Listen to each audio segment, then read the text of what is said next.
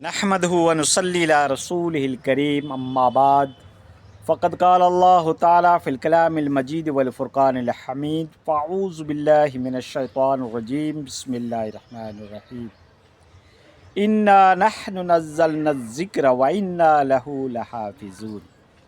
محترم ناظرین اور معزز سامعین کرام،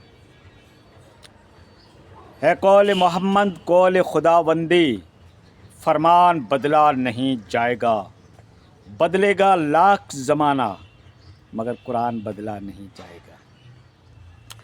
تو دوستو، قرآن پاک جو ہے یہ مسلم قوم کی ٹیکسٹ بک ہے، مہتوپورن عظیم الشان بک ہے، اوریجنل بک ہے۔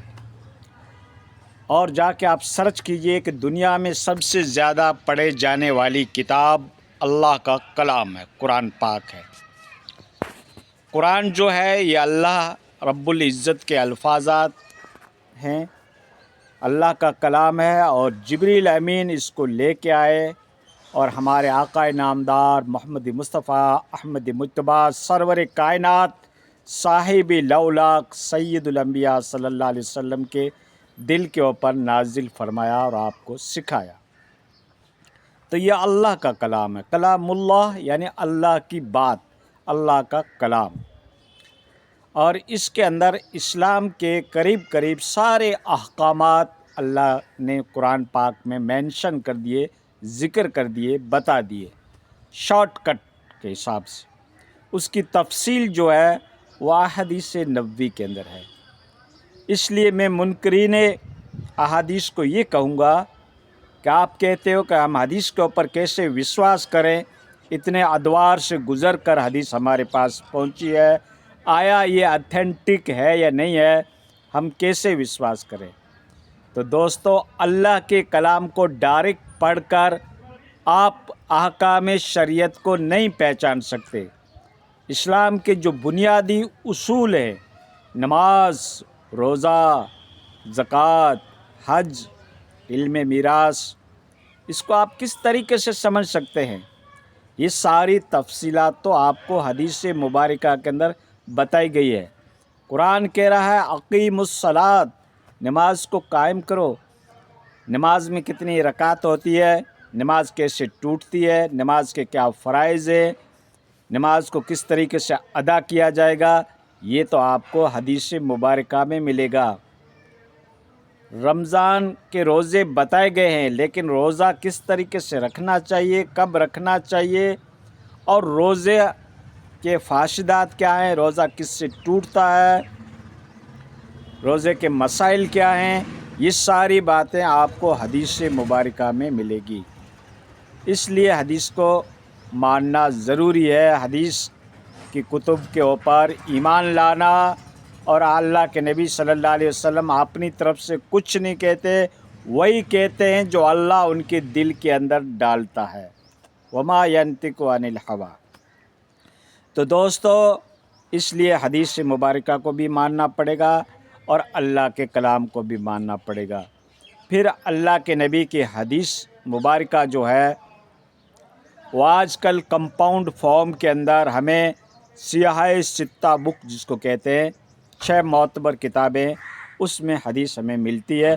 اس کے علاوہ بھی حدیث کے اوپر کئی کتابیں لکھی گئی ہے، لیکن سیاہ ستہ میں 6 بکس میں سب سے امپورٹنٹ اور جس کو صحیحین کہتے ہیں وہ بخاری اور مسلم ہے۔ ان کی ساری روایتیں اتھینٹک ہے۔ ایسا نہ محدثین کرام کا کہ اس نے اسماء رجال کے فن کو ترتیب دیا، راویوں کو پرکھا جو روایت کر رہے ہیں اللہ کے نبی سے، ان کی شخصیت کو پرکھا کہ آیا یہ صادق ہے یا کاذب ہے، یا اس سے کوئی مس ہینڈلنگ تو نہیں ہوئی ہے، یہ کوئی ذہنی مریض تو نہیں ہے، یہ راوی کوئی کذاب تو نہیں ہے۔ ان کی زندگی کی سوانح حیات کو ٹٹولا، دیکھا، راویوں کے ایٹیچیوڈ کو دیکھا، اس کے اخلاق کو پرکھا، اس کی صداقت کو پہچانا، اور پھر اس نے روایت کی ہے، واقعی ان سے ثابت ہے یا نہیں ہے، اس کے اوپر پورا جد و جہد کیا، کوشش کی، محنت کی، ایفرٹ کی، اور پھر ان راویوں کے اوپر جرح و تعدیل کر کے ان حدیث کو صحیح قرار دیا کہ یہ واقعی اللہ کے نبی کی حدیث ہے۔ تو دوستو، اللہ کے کلام کے اندر وہ پاور ہے، وہ طاقت ہے، وہ روحانیت ہے، وہ اس کے اندر اتنا انٹرنل پاور ہے کہ ہم کیسے بھی مریض کے اوپر پڑھتے ہیں تو اس کو بھی شفا ملتی ہے، سکون ملتا ہے۔ اللہ کہہ رہا کہ میں نے کلام پاک کو نازل کیا اور میں نے اس کے اندر شفا رکھی ان کے لیے جو اس کے اوپر وشواس کریں گے، بلیو کریں گے، ان کے لیے میں نے کلام پاک کے اندر شفا رکھی۔ تو اس بندے کا تو تجربہ ہے آج 30 سال سے کہ جس کے اوپر بھی کلام صدق کے دل کے ساتھ پڑھا جاتا ہے اور اگلا یقین رکھتا ہے تو بے شک ان کو بڑی سے بڑی بیماریوں سے شفا ملی ہے، اور بندے کا تو یہ ایکسپیرینس ہے۔ تو دوستو، اللہ کے کلام کے ایک ایک شبد، ایک ایک حرف، ایک ایک ورڈ کے اوپر 10 نیکیاں ملتی ہے۔ انسان کے درجات بلند ہوتے ہیں۔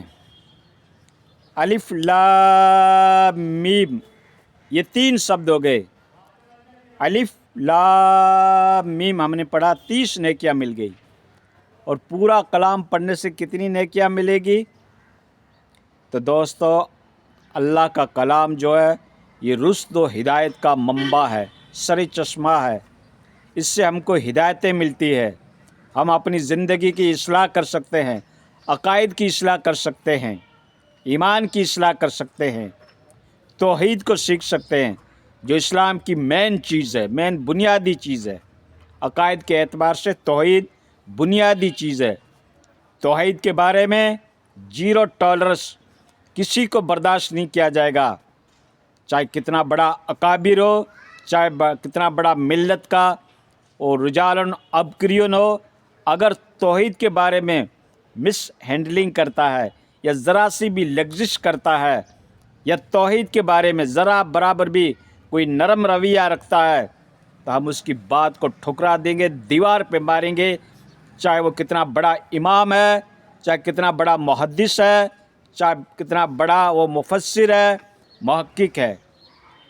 توحید کی تعلیم تمام پیغمبروں نے دی، اللہ کی وحدانیت کو سکھایا، کہا کہ کرنے دھرنے والی اللہ کی ذات ہے، اللہ سے دعا مانگنا چاہیے، اللہ کے حضور میں جھکنا چاہیے، اللہ ہی کو مختار کل ماننا چاہیے، اللہ ہی کو حاجت روا سمجھنا چاہیے۔ مشکلیں، پریشانیاں، سمسیائیں، پرابلم، حوادث، سنکٹ، یہ جتنے بھی ہیں یہ من جانب اللہ ہوتے ہیں۔ بڑی بڑی مہلک قسم کی بیماریاں من جانب اللہ ہوتی ہے، اللہ کے گھر سے ہوتی ہے، اور اللہ ہی شفا دیتا ہے۔ رب سے ہی مانگنا چاہیے، بھی نہیں ہی مانگنا چاہیے۔ ایاک نعبد و ایاک نستعین، اے اللہ ہم تیری ہی بندگی کرتے ہیں اور تجھ ہی سے مدد طلب کرتے ہیں، بھی نہیں۔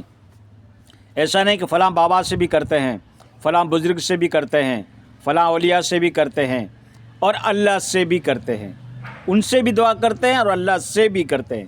یہ غلط ہے، اس کو برداشت نہیں کیا جائے گا توحید کی دنیا کے اندر۔ اگر آپ مواحد ہو اور امام المواحد اللہ کے نبی کی تعلیم کی پیروی کر رہے ہو، اس لیگیسی کو لے کے چل رہے ہو، تو اللہ وحدہ لا شریک لہ، اللہ کا کوئی شریک نہیں، کوئی ساجی نہیں، کوئی مددگار نہیں، کوئی نصرت کرنے والا نہیں، خدا کی کوئی سپورٹر نہیں، اللہ کو کسی سے نیگوشیشن کرنے کا، مشورہ کرنے کا، کونسلنگ کرنے کا، پوچھنے کا، رائے لینے کا اللہ کی شان کے زیب نہیں دیتا۔ اللہ کسی سے رائے نہیں کرتا، اللہ کا کوئی مشیر نہیں، اللہ کا کوئی سپورٹر نہیں، اللہ کا کوئی مددگار نہیں۔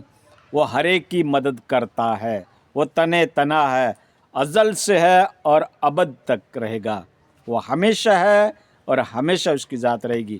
وہ ٹائم اسپیس سے باہر ہے، ٹائم اس نے پیدا کیا۔ کہتے ہیں اللہ پہلے کس ٹائم میں رہتا تھا؟ دنیا بنانے سے پہلے اللہ کس ٹائم میں رہتا تھا؟ اللہ ٹائم اسپیس سے بری الذمہ ہے، واحد الصمد ہے، وہ بے نیاز ہے، اس کی ہم اگزامپل نہیں دے سکتے، اس کو ہم اپنے اوپر قیاس نہیں کر سکتے، کیونکہ ہم تو اس فزیکل ورلڈ کے ہم فنومینا ہیں۔ اللہ رب العزت نے ہم سب کو پیدا کیا، شجر حجر نباتات جمادات حیوانات، اللہ نے 20 لاکھ مخلوقات پیدا کی، 2 ملین مخلوق پیدا کی، اور اللہ تنے تنہا ہے، ساری مخلوقات اس کی محتاج ہے۔ خدا کے سامنے جھکنا چاہیے اور رب سے ہی اپنی پرابلم کی نجات مانگنی